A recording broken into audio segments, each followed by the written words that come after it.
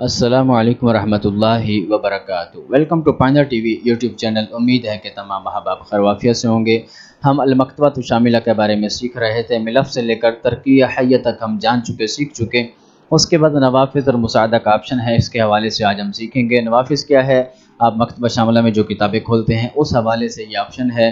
مثال کے طور پر ہم یہاں سے کچھ کتابیں اوپن کرتے ہیں۔ یہ ہم نے یہاں سے مختلف فولڈرز کی مختلف کتابیں وہ آپ کے سامنے اوپن کر دی۔ یہ دیکھیں، یہ کتابیں آپ کے سامنے کھل چکی ہیں۔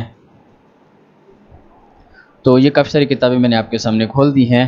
اب نوافذ کا جو آپشن ہے متتالیہ، اس کے اوپر جب آپ کلک کریں گے تو اس ترتیب کے ساتھ آپ کے سامنے جتنی بھی کتابیں کھلی ہوئی ہیں وہ آ جائیں گی۔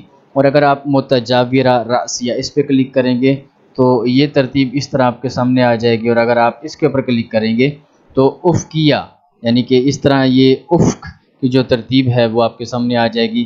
یہ دیکھیں، یہ اس طرح آپ کے سامنے اس ترتیب کے ساتھ آ جائے گی۔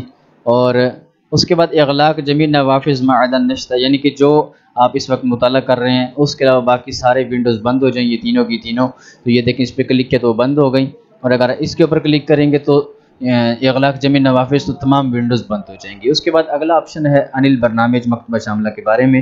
اس پہ آپ کلک کریں گے تو اس کی معلومات یہاں سے آپ دیکھ سکتے ہیں، ویب سائٹ کے اوپر جا سکتے ہیں۔ اور اسی طرح جب آپ یہاں شرح البرنامج کے اوپر کلک کریں گے تو مکتبہ شاملہ کے بارے میں عربی میں جو تعارف ہے وہ آپ یہاں سے تفصیل کے ساتھ دیکھ سکتے ہیں۔ یہ مختلف یہ کنٹینٹس کے حساب سے انڈیکس، سرچ، فیورٹ، تو یہ سارے کا سارا مکتبہ شاملہ کا تعارف تھا۔ امید ہے کہ آپ کو ہماری یہ ویڈیوز، ہمارا یہ سلسلہ پسند آیا ہوگا۔